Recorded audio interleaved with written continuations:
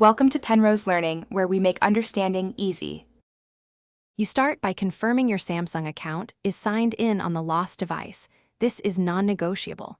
Once signed in, go straight to Settings and enable Location, Remote Controls, and send last location so the phone reports its position. Make sure Find My Mobile is allowed to run in the background and the device has network access. You do this now so remote features work, otherwise later steps won't locate the phone. After that, move to your computer or another phone to act. You open the Find My Mobile service from another device using your Samsung account credentials.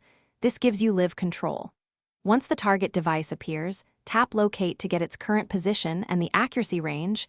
This tells you how close to search. If the phone's nearby, use Ring to make it audible. If you fear theft, use Lock to set a temporary PIN and display a contact message.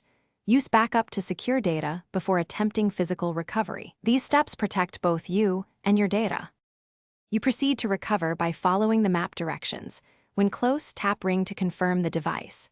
If you cannot safely retrieve it or it's stolen, perform a remote wipe, but only after you've backed up critical data, because wipe is irreversible.